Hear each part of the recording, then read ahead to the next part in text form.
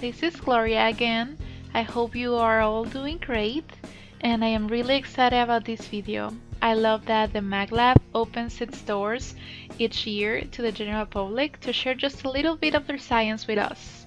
And let's go see some clips from their open house. I hope you enjoy it. So our rocket car is based on boiling. Everybody knows what boiling means, right? It's a pretty common thing. You have some liquid and add some heat to it. It reaches the boiling temperature and becomes gas or vapor. Eventually we'll put liquid nitrogen in there. Nitrogen boils at minus 320 Fahrenheit, which is very cold. So he's about to fill the rocket with liquid nitrogen and warm water to then mix it and make the nitrogen evaporate quickly, that way propulsing the rocket. Yay! Liquid nitrogen, I'll load that up.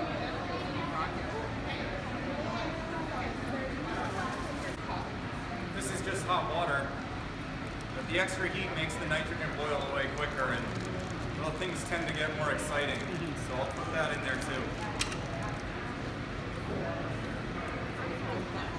Rocket nozzle. Alright, give it a shake to mix it up and let's see what we came up with.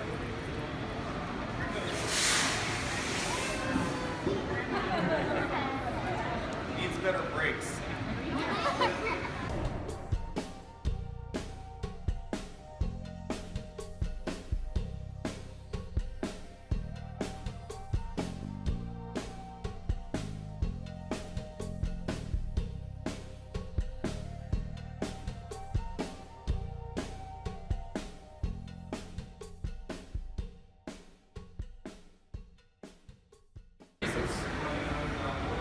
Turns into dry ice.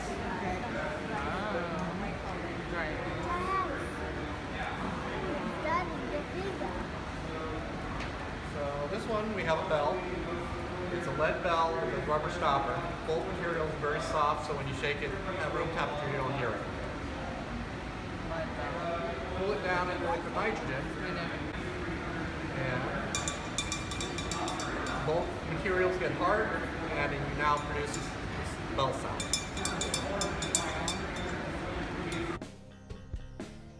Next, we have everyone's favorite demo, liquid nitrogen ice cream. I have made it before as a demo at outreach events and as a great bonding activity for the chemistry chapter at Valdosta State University. It's always fun and everybody loves it.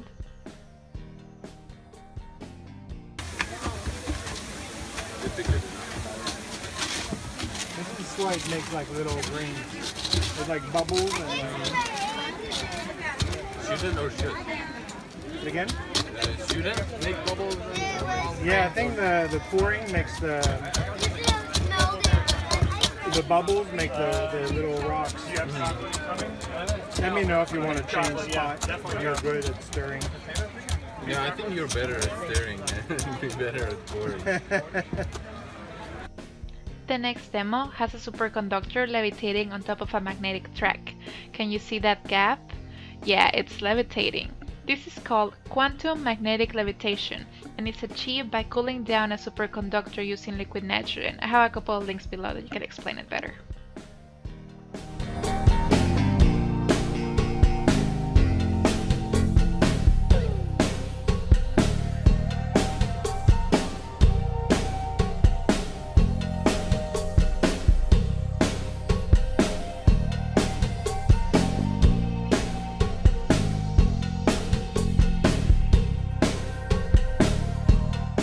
Okay, I decided to add this picture because each year at the open house I have taken a picture with their 900 MHz high resolution NMR, that's nuclear magnetic resonance, that's that instrument in the background, and I just wanted to show how much my body has changed. Isn't it amazing? Look at that 2016 picture.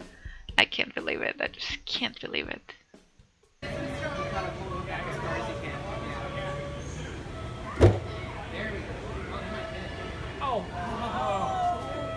So close. 10, 9, 8, 7, 6, 5, 4, 3, 2, 1, 0.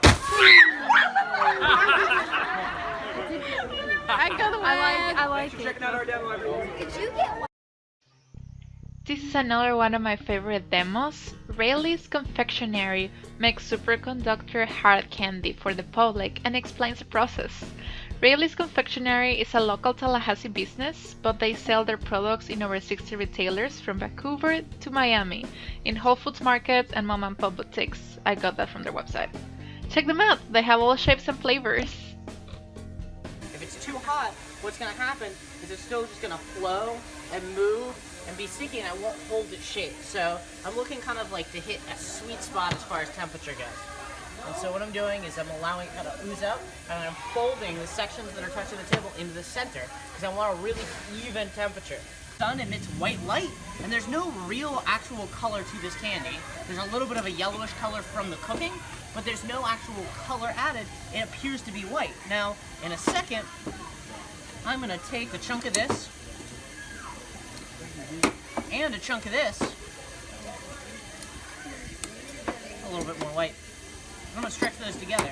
Now, because I added some brown, what's going to happen is these are going to make kind of like a copperish color, because the candy that I'm making is actually meant to represent a superconducting wire. And this is a chunk of a superconducting wire right there. And so we're kind of making something that's going to look like that. I have an idea what this is. Sugar. It's not sugar. It's kind of the opposite of sugar. Salt? Salt. Okay, so salt is always the first one. It's close. It's still an S word. It's still a sense of taste. There are 5 senses of taste. I'm going to go ahead and eliminate umami because nobody actually knows what that is. Or at least I don't. And so this is... Sour? Exactly, it's sour. It's also known as citric acid. And I'm gonna make this one kind of a sour one. So there are lots of different sours. So for instance, this is citric acid, which is the sour from lemons, limes, grapefruits, and oranges, or citrus fruits. Yep. And that's really important because, well, this is a cherry. Stack these up so that there are multiple filaments in there. And if you look at the end of this, I'll pass one of these around. If you look at those, you'll see all these what look like little copper wires. They're actually tiny little filaments in the inside of one of those, each one of those that are so small you can't see them. And so then what you do is you insulate it again, which would be like the jacketing on the outside there, which I don't know exactly what that is. If it's looks like it's probably aluminum or steel. And you wrap that around there. And then yet again we get to the point where I'm doing something because, well, I'm making candy and not making superconductive wire, so I'm going to take this chunk right here and I'm going to make some stripes around the outside. Put those inside a superconductive magnet and then run a current through them with absolutely no, or what they tell me is absolutely no resistance. Now, my physics teacher told me that was impossible, but that's what they tell me here, and quite frankly, I honestly think that they're better at science than my physics teacher was. Because, you know, he was working in a high school. Nothing against, you know, just saying, you know, he was not a cutting edge, like, you know, magnet researcher. What I'm going to do is go and chop this up. Now, as I may have mentioned, I'm a professional candy maker. I actually make this stuff year-round. Well, not specifically superconductive candy, but I make little designs with, like, thank you, watermelons, all kinds of things year-round. That unfortunately means that if I eat another piece of candy, I am very likely to go into a diabetic coma. So I need some help. You guys know any, like, real serious candy experts? Okay, nobody. I'm in trouble. Okay, yeah. Okay, let me rephrase this. Does anybody want a free piece of candy? Yeah! It's still like only half of you. The rest of you have been watching me for what reason? I do realize I am God's gift to Earth, but... We really like superconductors. Thank you for not laughing at that also. Everybody else laughed at that. Here's a picture of the hard candy next to a superconductor wire. So why use so many tiny components rather than a thick tube? Using lots of tiny wires increases the surface area, and that way all the wires are exposed to coolant.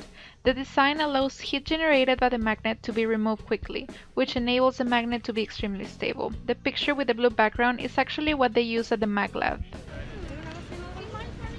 So we are done at the mag lab, and we're about to leave now. And some balloons popped, so there's people crying. And we had a lot of fun. We learned a lot. No, not at all.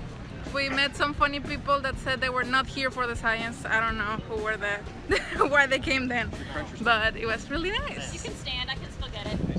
Yeah, we had a lot of fun. Say goodbye.